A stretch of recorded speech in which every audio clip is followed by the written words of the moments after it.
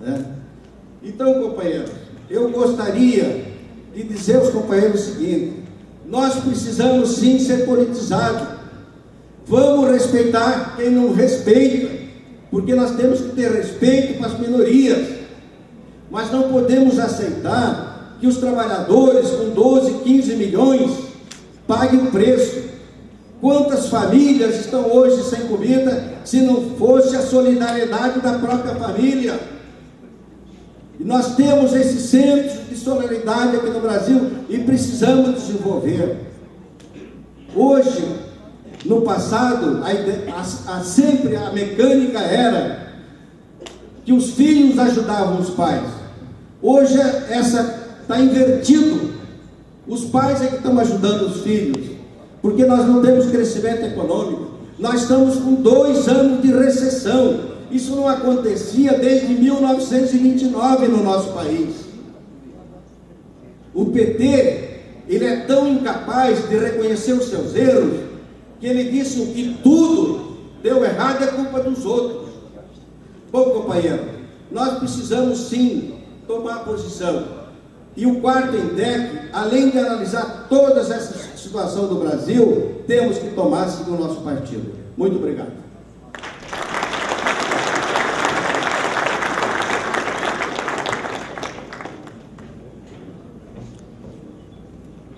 Passamos a palavra agora ao presidente da Federação Interestadual dos Trabalhadores em Empresas de Difusão Cultural e Artística do Estado de Goiás, presidente Norton Ribeiro Júnior.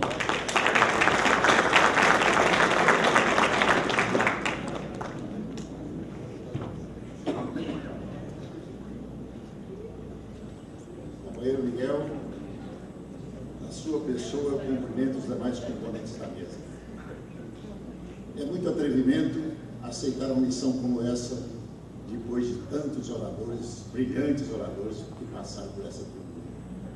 Mas, infelizmente, talvez a força, a missão que nós temos seja essa que devemos enfrentar.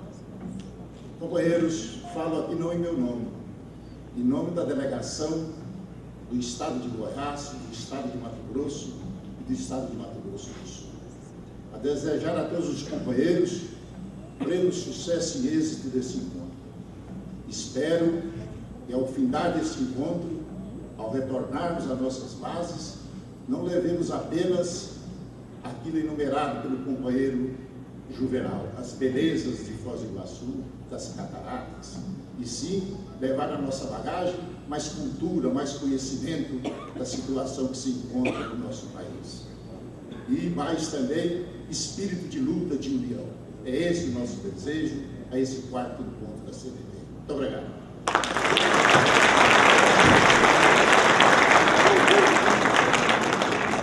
Com a palavra, Fernando Bandeira, do Rio de Janeiro, representante de José Calixto Ramos, presidente da nova Central Sindical.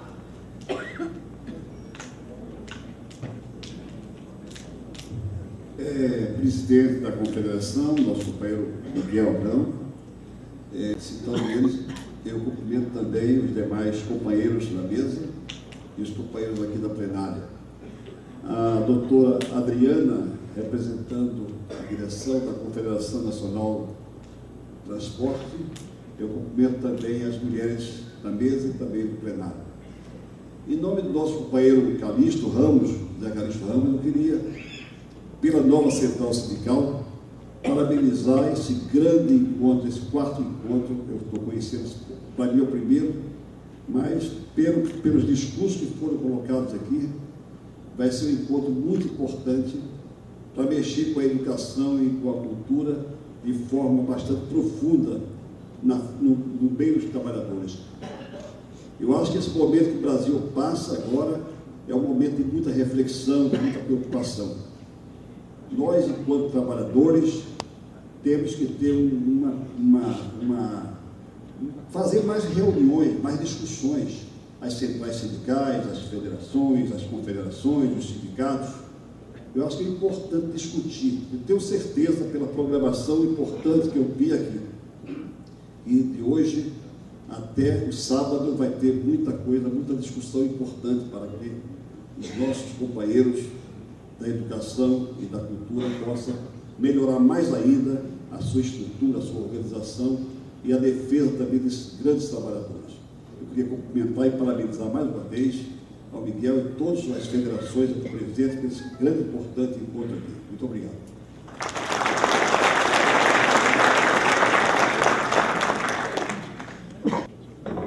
Com a palavra, Ariovaldo de Camargo, secretário adjunto da CUT. Boa noite a todos e todas. Queria saudar o Miguel e, em nome dele, todos os componentes da mesa, a doutora Adriana, em nome dela, todas as mulheres presentes a esse quarto INTEC. Cumprimentar a Confederação pelos seus 50 anos, pelo seu jubileu, a importância da Organização dos Trabalhadores de Educação e Cultura do nosso país. Tenho a honra de representar aqui o companheiro Wagner Freitas, presidente da Central Única dos Trabalhadores, e quando me foi solicitado essa representação, o tema do encontro, por ser educador, me proporcionou interesse em estar podendo dialogar, ainda que por breves minutos, com cada um e com cada uma de vocês, no sentido de que a gente possa, de fato, compreender o momento político que nós estamos vivendo e entendermos a importância de enfrentarmos os desafios da educação e da cultura na democracia brasileira. Democracia essa que ainda não se consolidou. Ela está em processo de formação. E talvez possa destoar do pensamento de alguns e de algumas, mas eu não posso deixar de transmitir aqui a opinião que a Central Única dos Trabalhadores tem desse momento que nós estamos vivendo da democracia do Brasil, que, na nossa opinião, a democracia da escolha, do voto, ela permite que a cada 4 anos a gente troque um governo que a gente não gosta por alguns, outro que a gente possa gostar. E, na nossa opinião, as investigações feitas até o presente momento não apontam um crime de responsabilidade da presidenta Dilma, e, na nossa opinião, não gostar da presidenta não dá o direito da retirada do poder, e, na nossa opinião, continua sendo um golpe.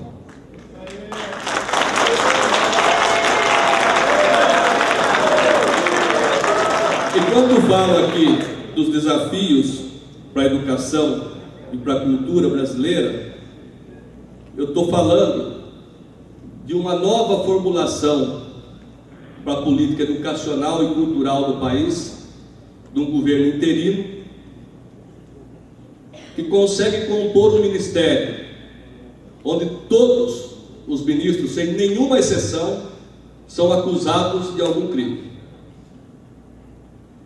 O ministro Mendonça Filho, ministro da Educação, já apresentou o seu cartão de visitas, onde praticamente desmontará o que foi construído pela sociedade através das conferências nacionais de educação, em especial ao retirar os recursos do pré-sal, da vinculação que tem para que a gente possa dar a transformação necessária para a educação e saúde do nosso país. Além disso, a controvérsia de ter ou não ter Ministério de Cultura, que quiseram transformar em secretaria, depois voltar atrás, como se fosse algo absolutamente sem nenhuma importância.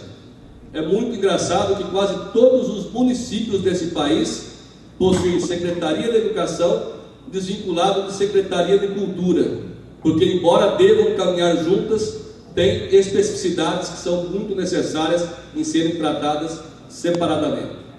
Felizmente, o governo reconheceu o erro que vinha cometendo, além de muitos outros, e eu não estou aqui dizendo que o governo da presidenta Dilma era um governo bom, porque nós dizíamos que o governo Dilma tinha um prazo de validade porque não estava a desenvolver aquilo que os 54 milhões de eleitores depositaram de confiança no seu segundo mandato. Mas o governo atual consegue ser tão ruim que em pouco tempo alguns vão começar a sentir saudades do governo anterior, que inclusive já era muito ruim. Com toda a segurança eu digo isso porque nós vivemos uma sociedade que ela é muito, mas ela é muito diferente, e nós não podemos deixar de reconhecer que um governo interino que compõe um ministério de homens brancos, sem nenhuma mulher, sem nenhum negro, não corresponde sequer a esse plenário que está aqui presente, muito menos à realidade da sociedade brasileira. Para não estender muito a minha fala, eu queria tratar de duas questões para finalizar. A primeira delas, o Dr. Miguel, quando fala do São Sérgio Moro, nós esperamos que o São Sérgio Moro e o Supremo Tribunal Federal possa de fato fazer a limpeza necessária nesse país, botando todos os corruptos na cadeia. O que não pode é fazer um tribunal de exceção e condenar apenas uma parte da agremiação criminosa que está colocada dentro da Petrobras e dentro do Conselho Político Brasileiro. E finalmente quero dizer para vocês que nós, entre os desafios que estão colocados sobre a questão da educação e cultura na democracia, tem uma questão que é fundamental. Se nós não continuarmos cultivando a educação e a cultura, Paulo Freire, por exemplo, nós vamos ter cada dia mais Alexandre Frota dando palpite na educação e na cultura da nossa sociedade, e com certeza não é isso que a sociedade brasileira quer herdar, ainda que seja de um governo interino de apenas 2 anos e meio, e que eu espero que ele não passe, inclusive, do próximo período, que será o julgamento no Senado Federal. Espero que a democracia de fato se consolide no Brasil e que a presidenta Dilma possa retornar ao seu mandato, que foi conferido por 54 milhões de eleitores para 4 anos. Muito obrigado.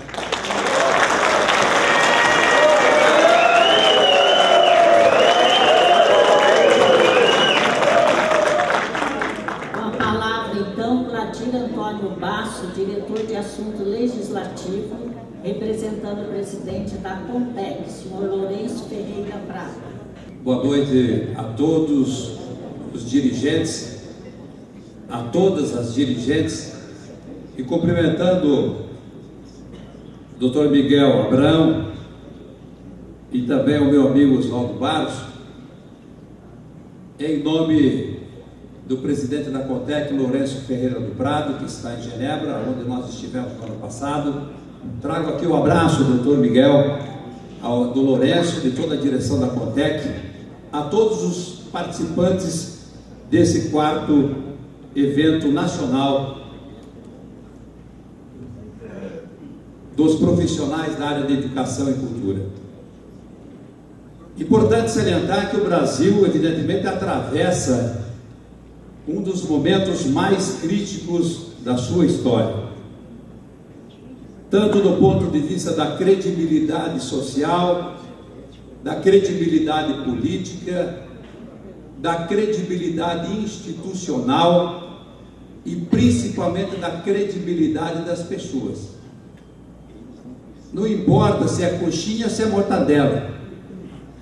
O problema é que nós enfrentaremos, independente de quem esteja sentado naquela cadeira em Brasília, no Palácio do Planalto, os mesmos desafios, as mesmas dificuldades e os mesmos enfrentamentos.